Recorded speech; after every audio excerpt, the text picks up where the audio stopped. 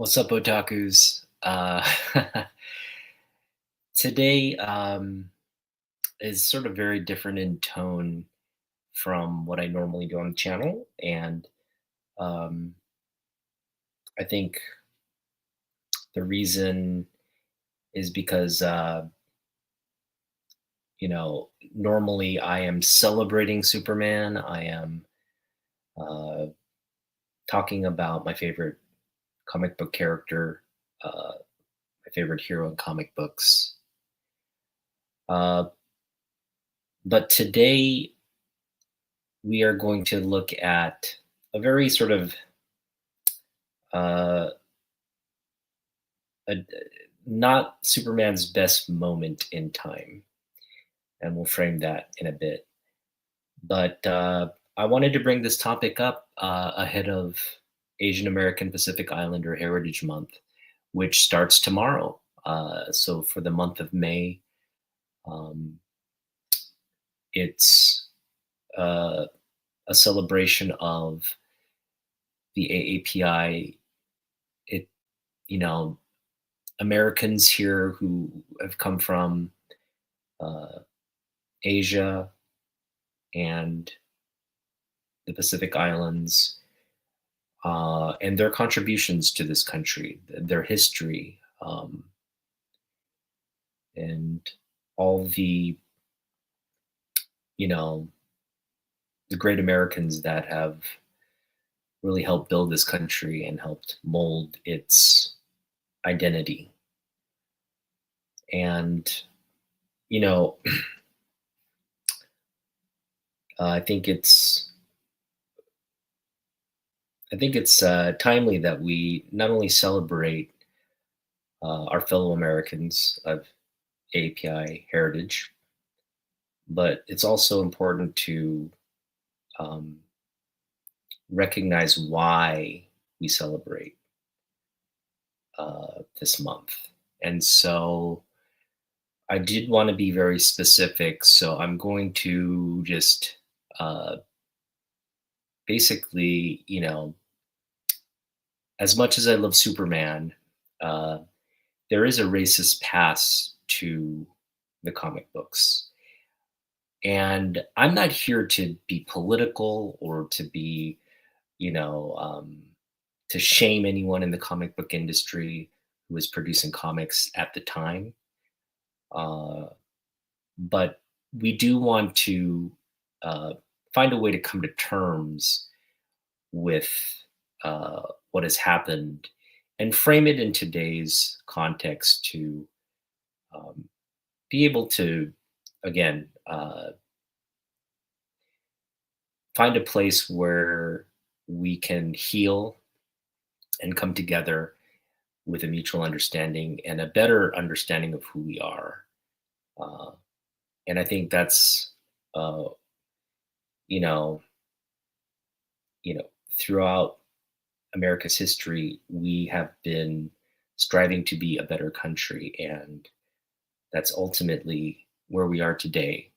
So I just want to kind of cover a specific comic book that outlines, um, sort of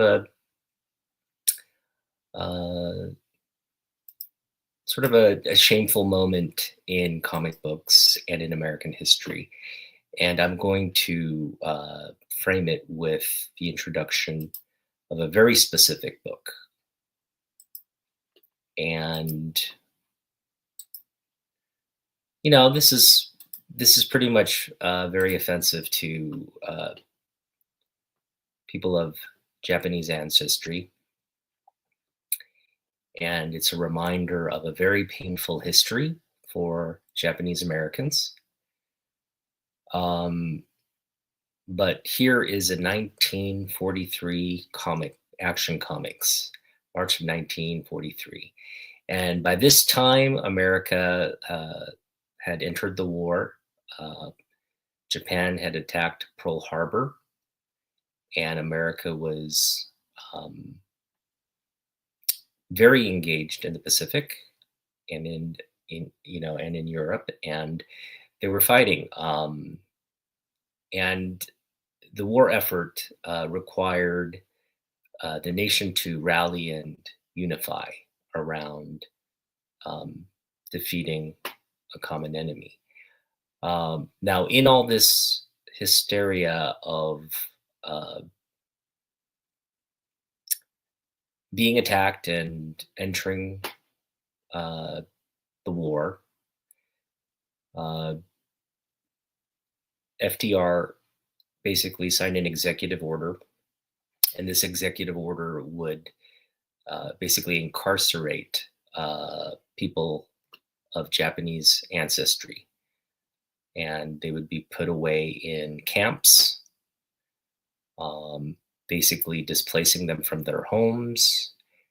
Uh, their property was taken away, their lives were taken away, and they were imprisoned.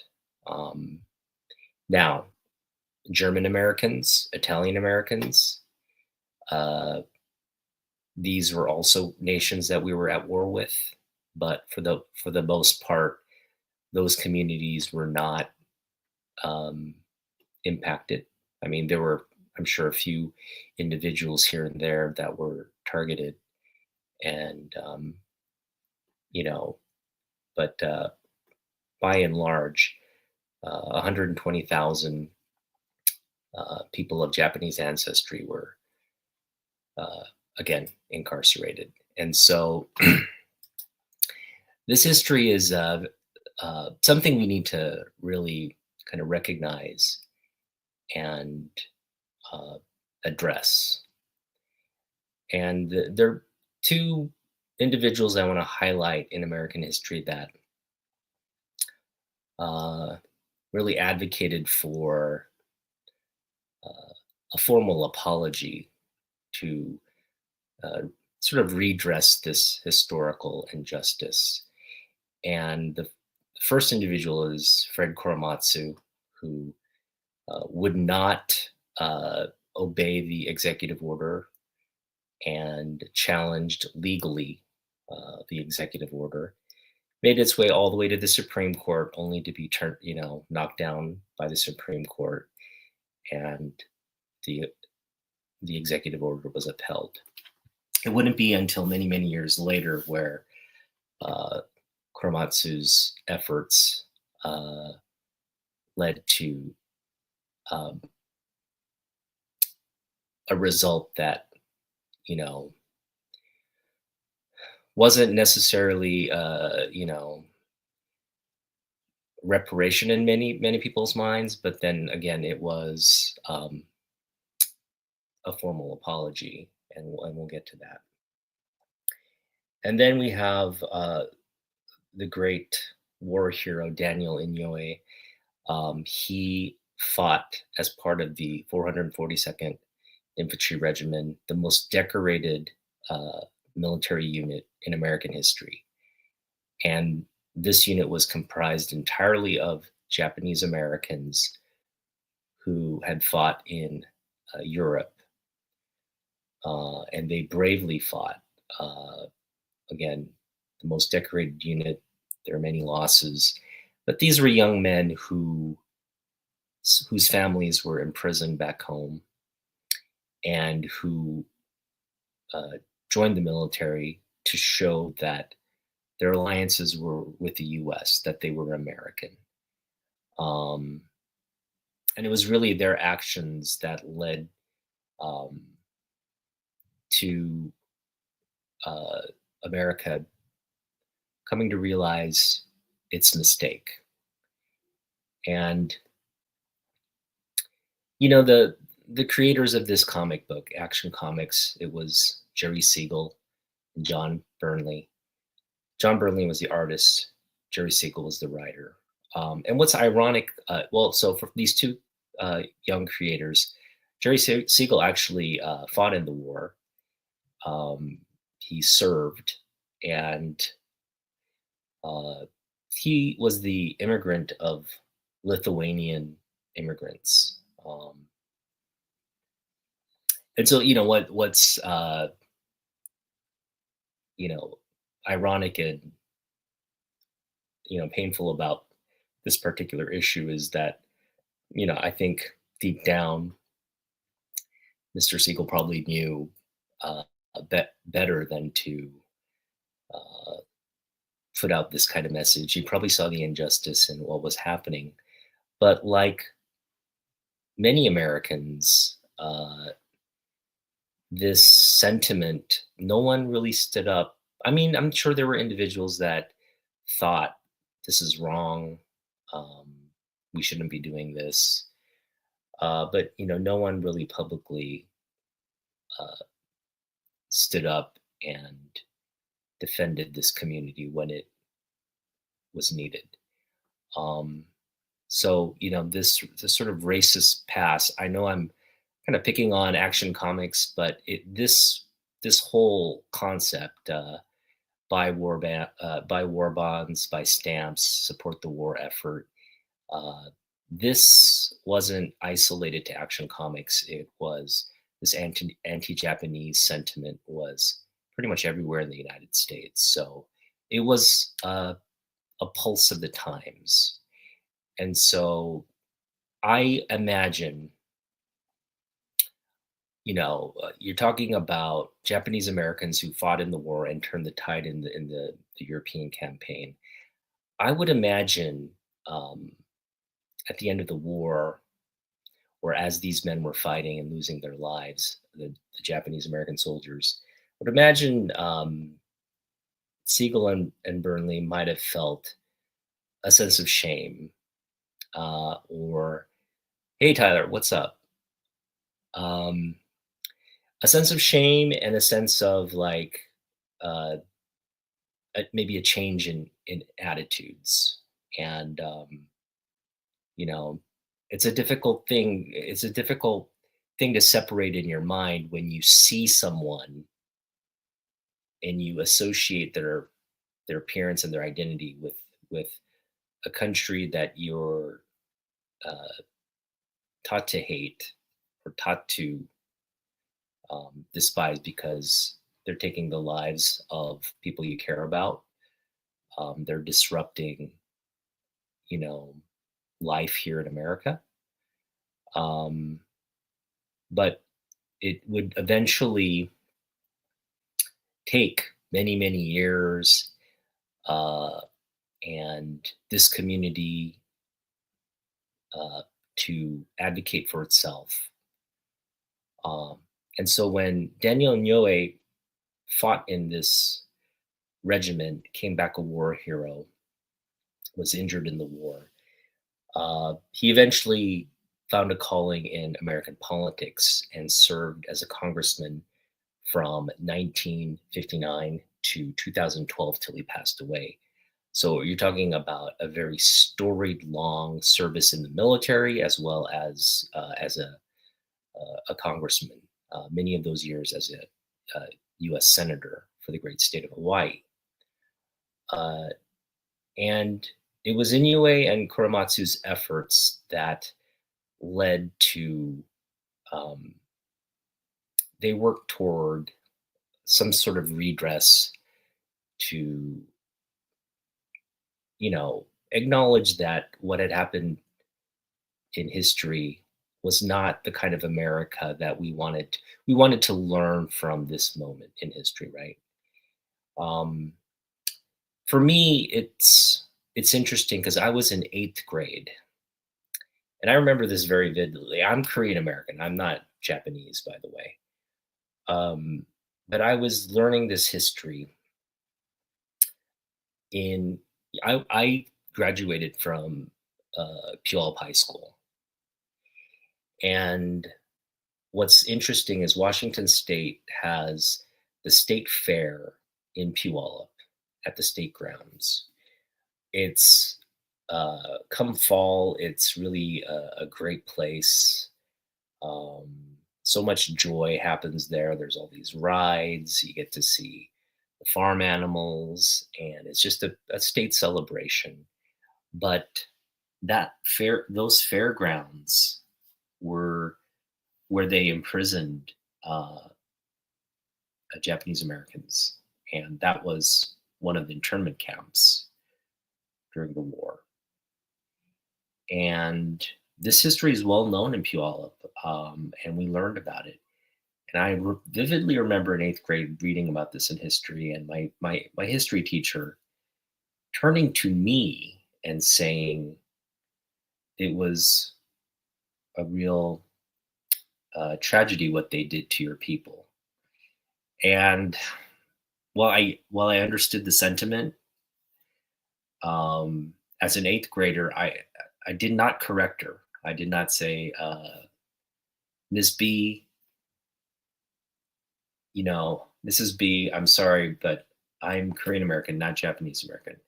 I should have said something along those lines, but I didn't. I just let her express, obviously, the guilt she was feeling.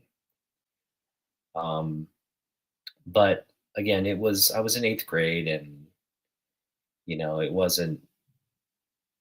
It was a history that I was learning for the first time, uh, but that had moved me deeply, because I think I was starting to gain an understanding of the world, and here was a community that was very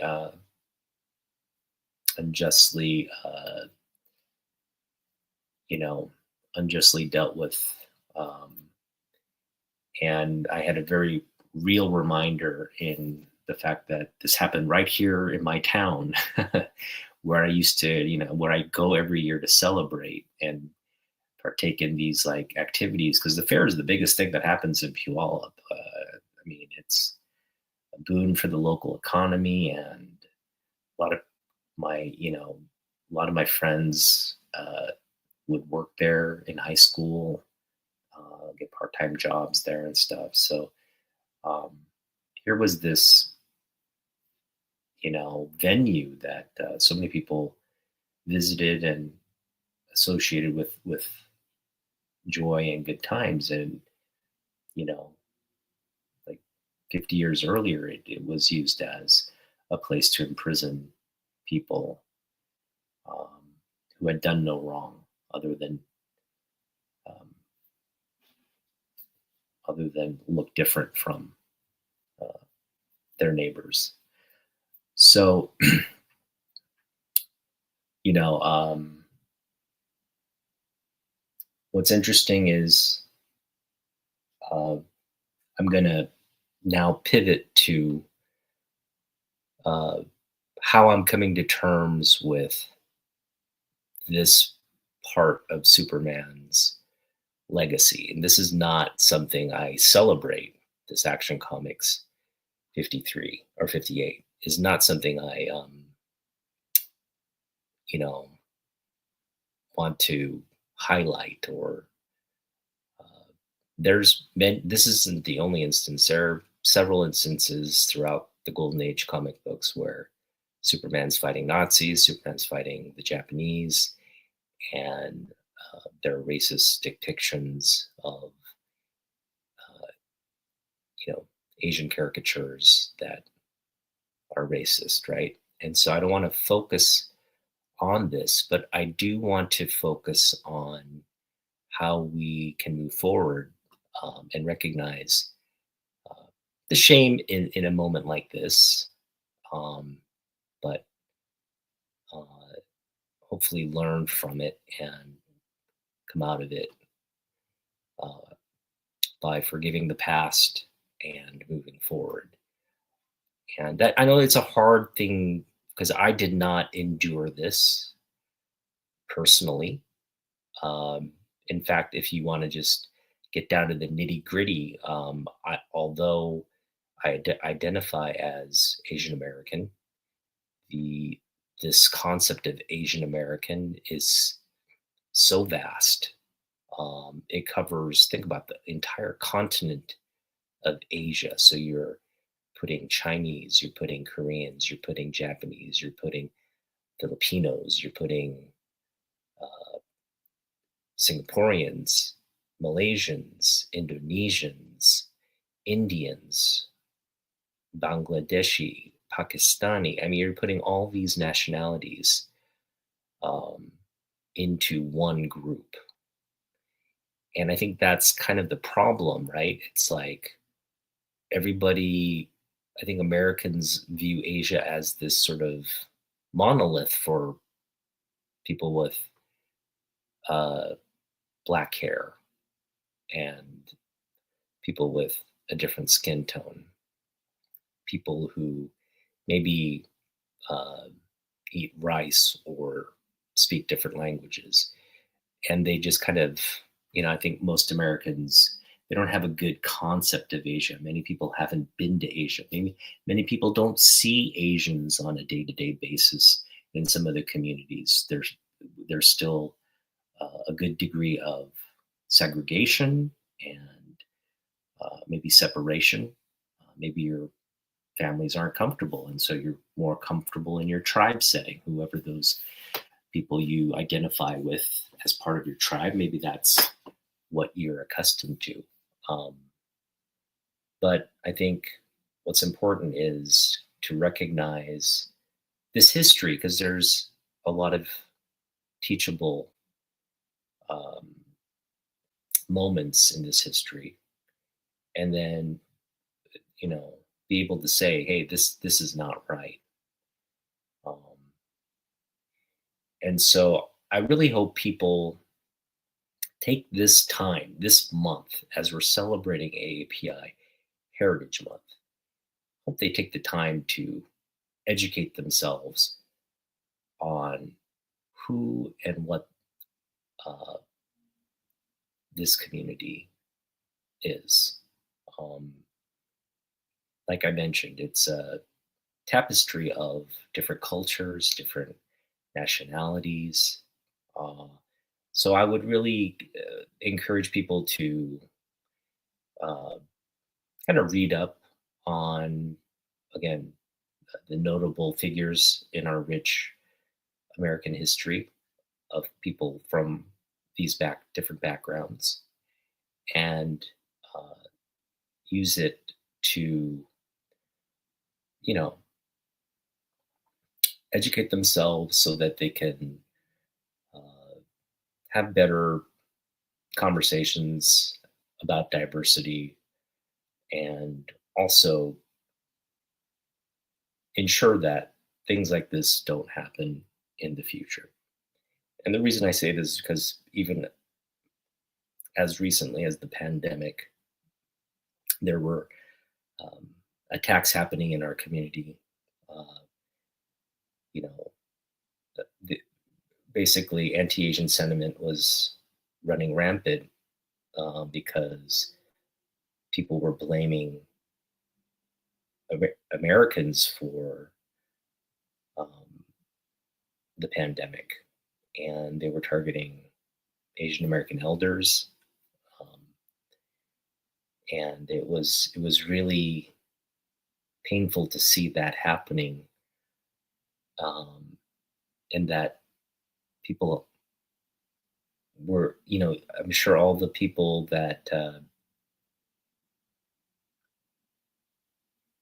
watching that on in the news and on television, they were probably a little shocked and appalled, but at the same time, it was happening here again with Americans, um, between Americans. And so it was just a reminder that um, we really haven't progressed all that much. And so I think that's why we have to, again, um, take pause uh, and educate yourself on who your neighbors are and really appreciate the community and the people around you. I'm sure everybody watching this knows at least one or two people of Asian descent, Pacific Islanders descent, um, and just celebrate those people. Just say, hey, you know what? I'm thinking about you. Happy API Heritage Month. That's all it takes. And, um, all it takes is just some time to read up on the histories of the contributions of our community to this great nation. I do want to share one more thing, and that is a comic book, another comic book. This is a modern comic book, but it's how I've come to terms with this whole issue. And what I'm sharing here is a page from World of Smallville. And this is a comic book. Um, this is the cover. And what's interesting is this is a comic book written by John Byrne. And this is John Byrne's. He had the great task of defining the modern Superman, the post crisis Superman.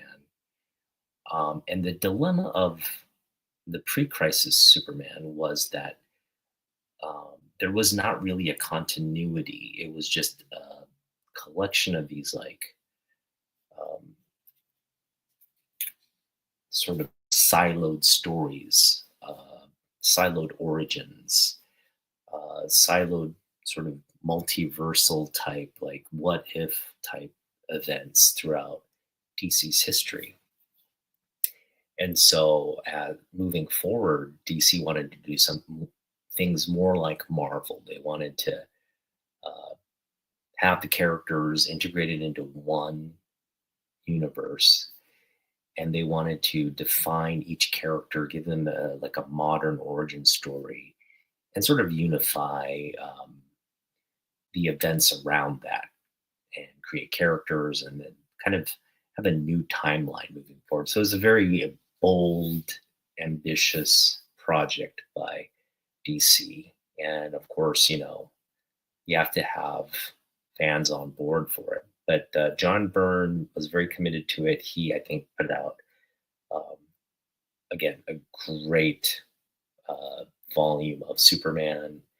Uh, Also, from that, he was kind of building uh, new, new narratives in Action Comics, Superman, and just laid the groundwork for this uh, modern DC universe. And part of his work during this time was also this Smallville project. And again, I love this comic book for a lot of reasons, but I do want to highlight. I'm just going to make sure you guys are seeing this. Okay, so I do want to highlight this page. This is page 12 of um, World of Smallville. And so what you're looking at here is Jonathan Kent, Clark's adoptive dad. Jonathan Kent served in the Pacific. He was taken as a prisoner of war in Japan and tortured, and he returns as a war hero. And when, upon his return, he's greeted and he's really celebrated as a local hero. Um, but it's also revealed he had a relationship with Martha, and he went off to war. And of course, they are kind of separated. And as the years go by, Martha moves on and she marries another man in town. But you can tell, Jonathan looks at this picture, he gets a letter from her, and the letter is where she's explaining um, she's been, uh, that she's going to move on with her life, and because he was taken prisoner, so she didn't know if he was alive or what the issue was. And she makes a decision, kind of sends him this like a letter into the ether. But he did get it as he was recovering, and that after the war had ended. And again, he comes back to this reality that she has moved on, but he emotionally, I guess, hasn't. And This last panel here is where I want to bring your attention to, and I'm just going to read it to you. Your pa's been a light sleeper for some time now, Johnny, since you were declared missing in action. This is his Aunt Sarah. We heard some stories, some of the things them Japs did to their prisoners. This is the poignant moment that John Byrne writes. Japanese Sal, there's no place for name calling now that the war's done. And in the very next panel, he reflects on being taken prisoner and being tortured.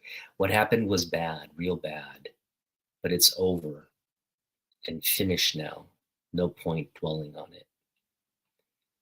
So here is a man that obviously has every right to be angered and every right to have hatred toward the people he fought against and the people that captured him and tortured him. But here he is showing the power of forgiveness, the power of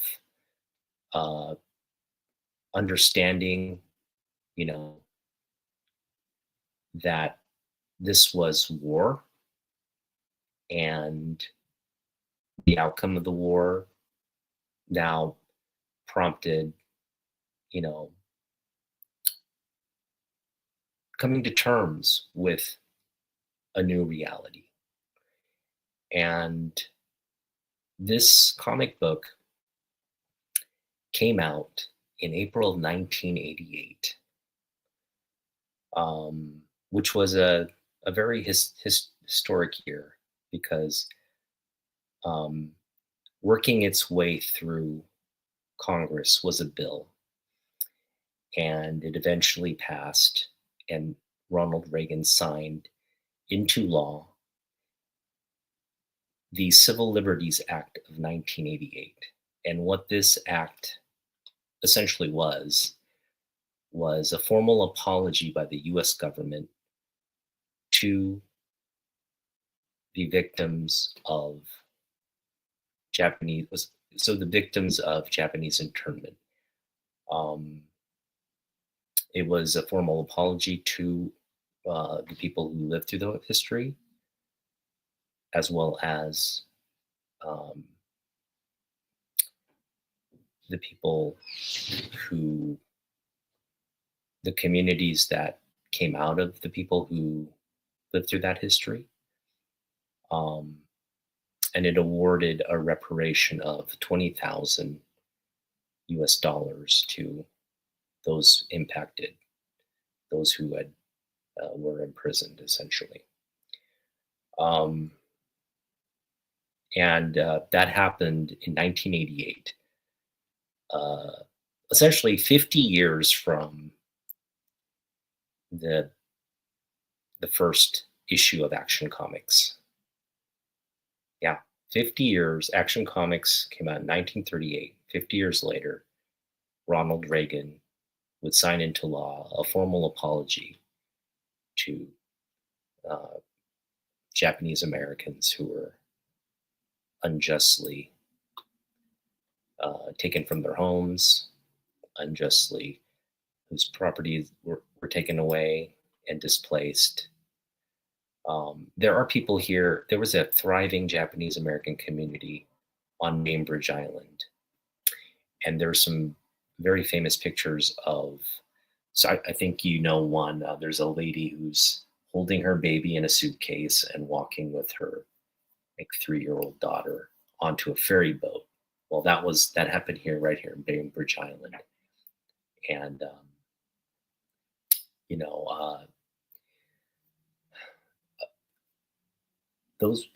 those residents never returned to Bainbridge Island. I think they ended up settling somewhere here in the state, but that community never returned to Bainbridge Island. You've got a memorial there on Bainbridge Island, but I don't think there are any Japanese Americans that live there now. And this is the kind of thing that the the apology was redressing, um, because again, it was a shameful time in our history, and it was uh, obviously a, a point in our history that I'm talking about 1988. The fact that we, as a nation, recognized uh, the errors of that previous time and worked as a nation to address it and come to terms with it. So, you know, uh, again, the apology by the U.S. government was a big deal, and the actions of Daniel Inouye and Fred Korematsu, their work helped, their tireless work helped to work toward that result.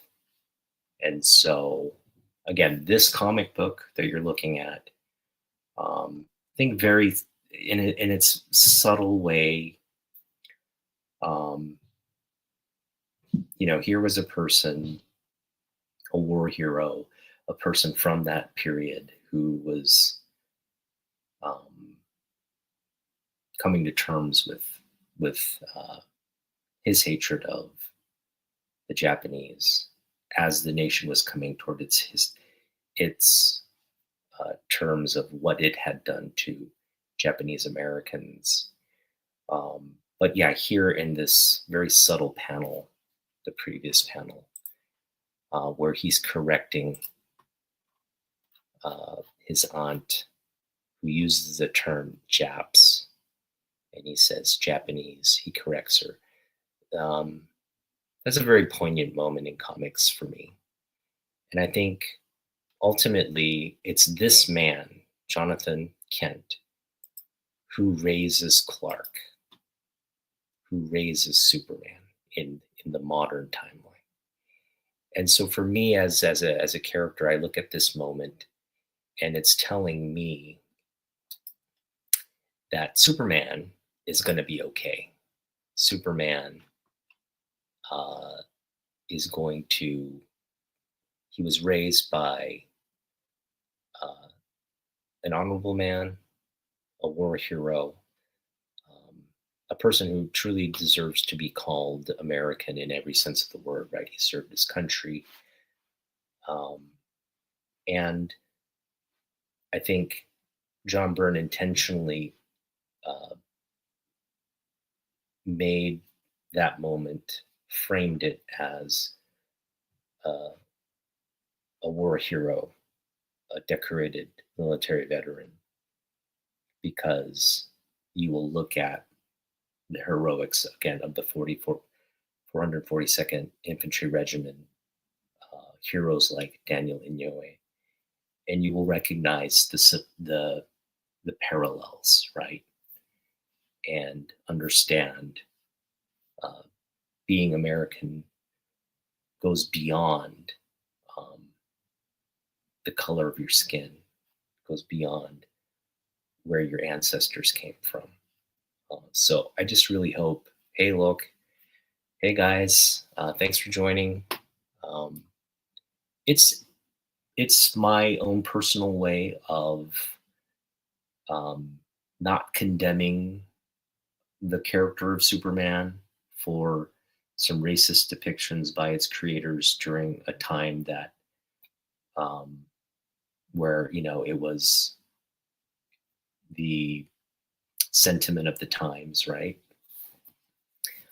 But it's my way of recognizing that we as a nation, America, and here I'm drawing parallels between Superman and America, that American can be better, Superman can be better.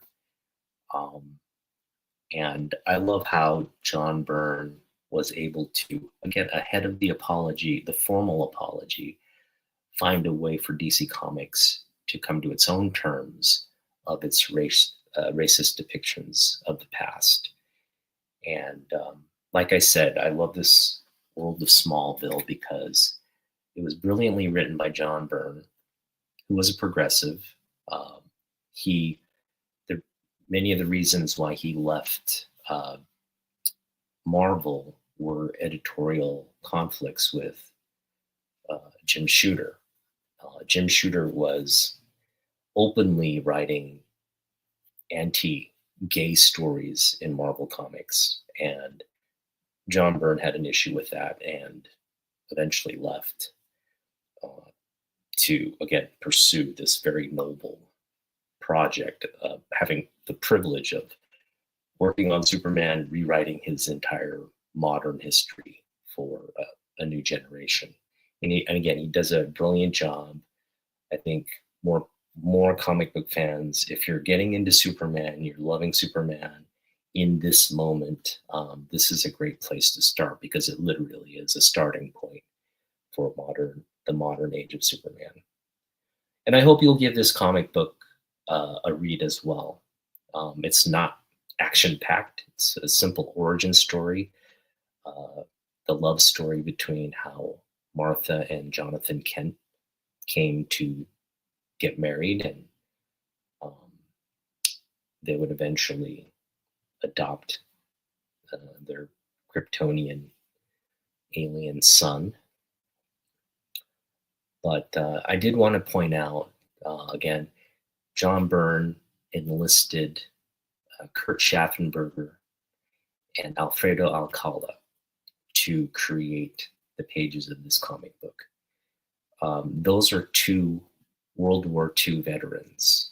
Alcala served the US military as an informant in the Philippines, and Kurt Schaffenberg, uh, after immigrating to this country as a German immigrant, served his country as a serviceman in the army. And again, John Byrne intentionally brings these two creators, and he intentionally creates this origin story around Jonathan's coming to terms with what he experienced during the war, what he did during the war, and again, the use of that word in the context of this story, Jap, the correction, Japanese. It sets the stage for Superman's upbringing and Superman's what we would assume the lessons that his father, Jonathan Kent, would teach him as he grew up, and how Superman would understand the world around him. So, yes,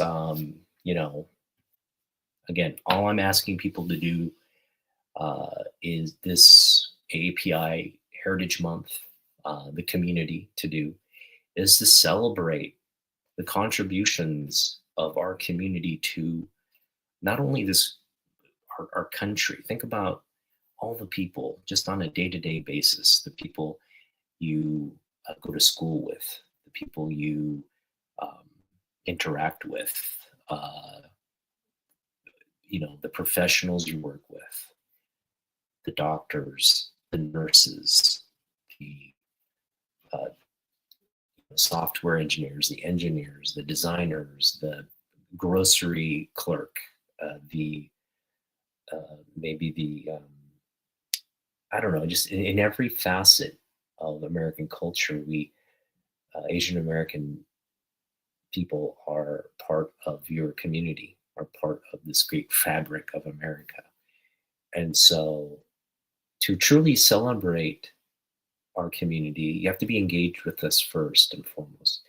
But we would hope you would take the time to educate yourself um, about who we are, where we come from, and you know our history in this country.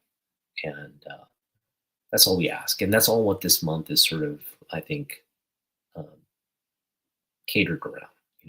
We want to celebrate the community. We also want to acknowledge um, the history that I just talked about, the the very painful history of uh, incarcerating American citizens without due process, without any kind of um, you know, without any kind of uh, warrant or reason other than their heritage. And it was done through an executive order from the very top. And nobody stood up, nobody said anything. It was just allowed to happen. And that's the takeaway. So in this month, when you understand a history like that, and moving forward, you teach the people you care about that same history. And we all learn together the impacts of that history and how we don't want to repeat that. Then, you know, hopefully moving forward, that will have changed us in a more progressive way and bring us closer together rather than create the divisions. So, yeah, without any kind of empathy. But it was, again, it was a sign of the times. Uh, America had to mobilize. You had to convince young boys to enlist and fight for a cause. And nationalism is very strong. It's a very strong sentiment. And, again, I'm not uh, blaming the period for um, what happened because it happened. I'm just saying, like, let's learn from that because if we don't, it will happen again. And, you know, I'm not going to, again, this is not to be political or do anything along those lines. I'm just, you know, I hope we as Americans can decide for ourselves, who we want to be as a country. And hopefully, again, hopefully the the ideals are um, to be inclusionary rather than exclusionary, because that's always been our history. Um, our history has been built on welcoming and offering safe harbor and refuge for people from other parts of the world. And so I hope that continues to be part of our American legacy. But yes, again, um, World of Smallville. Give it a read. Give it a read. It's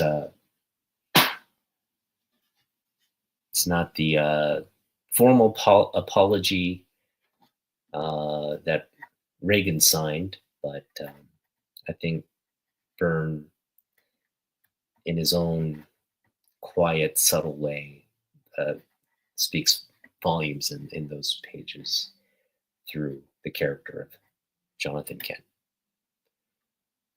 All right, well, we're going to keep it short. We've got a great month ahead of us for AAPI Heritage Month, and we have a lot of creators that are gonna come on both my channel, um, K-pop Junkies channel, as well as we're featuring Lok Wen, who's in the chat here. He's going to come on Naman Young's channel, and uh, again, Lok. I think Lok is Canadian, but we're not going to discern. Obviously, API is an American Heritage Month, but we're not going to um, discriminate against, because I think the Asian Americans in Canada, in the Canadian context, need to be celebrated as well. And our Canadian neighbors, we definitely have. Um, you're our brethren. You're not. Americans, but we consider you like American cousins in a sense. So uh, Lok is going to be with on Naman Hyung's channel. We're going to celebrate him. We're also going to celebrate Alan Wu um, on our episode of Double Tiger. Me and Jeff, Cantonese Comic Kid. So again, go to my post. Yeah, go to my post on Instagram. I think I'm under OTG or something like that. I had to recreate my Instagram because they deleted they they deleted my account for whatever reasons. I had to start a new account. Or just stay tuned to this channel. May 2nd, that is Friday. Friday evening, I'm going live with my main man, Ryan Odagawa. He's a comic book artist from the late 90s, early 2000s, and he's just one of our beloved friends in the comic book community, a personal pal. And we're just going to be chitting the chat. Nothing, we're not going to get political. We're not going to get, I mean, if he wants to share probably updates on his project. I know he recently went to Japan with his family, and they visit a lot of poignant places in Japan. So we'll talk that. Probably just going to talk food, life, talk comic books, talk about his process, do a lot of fun things. And that is going to happen Friday night. So if you have a chance to tune in this Friday, please join me. You're welcome. And of course, yes, we're going to hopefully talk a lot about Jim Lee. I did show off some Jim Lee books in Naman Hyung's. I joined late. I apologize, Naman Hyung. I tried to join as early as I could, but my son demanded some attention after I got home from work. So, but yeah, I'm gonna go back and watch that feed with Damien and Roger, and see that conversation around API creators. But yeah, we're gonna try to celebrate as many creators in the community and community members, comic book community members, as we can. So, if you're an Asian American comic book fan, please connect with us. We'd love to get to know you better, and we'd love to have you part of the festivities this month. And yeah, again, thank you guys, Tyler, Brett, Lok, Christina. Thank you all for stopping by today. And yes, let's have a great May as we celebrate AAPI Heritage Month 2025. All right, we'll see you in the next one. Thanks for watching.